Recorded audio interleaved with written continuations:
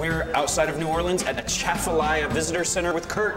Kurt, what are we doing here? You'll be able to get an idea of what goes on in the big swamp. It's the largest swamp in North America. What does Atchafalaya? Bless you.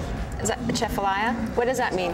It literally means long river. It is, like I said, the largest river swamp in North America. Louisiana by itself actually has more wetlands than all the other states put together. Are we going to see alligators today? You should see alligators anywhere from a foot long to maybe 14, 15 feet. You have to get out there and smell it, taste it, and feel it.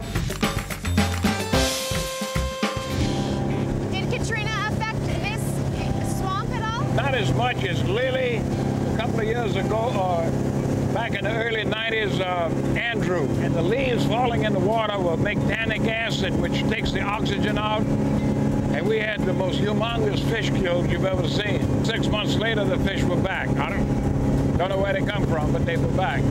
Do people live in these houseboats? No.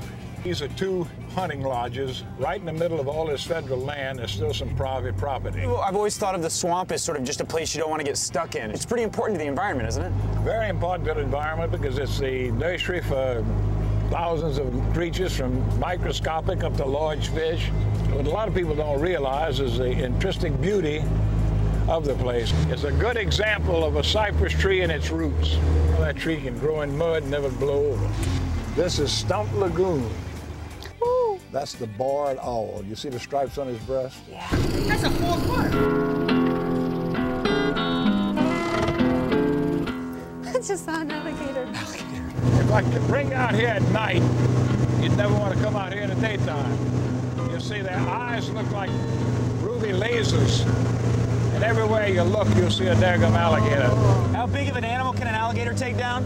I've seen one take a deer. What's your feeling about the fan boats?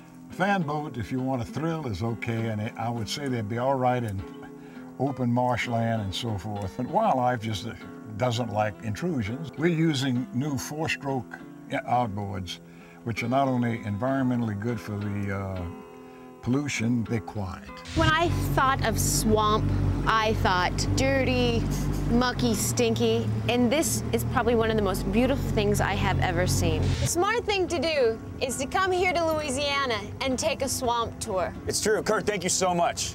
And thanks for joining us right here on The Smart Show. Pick it up!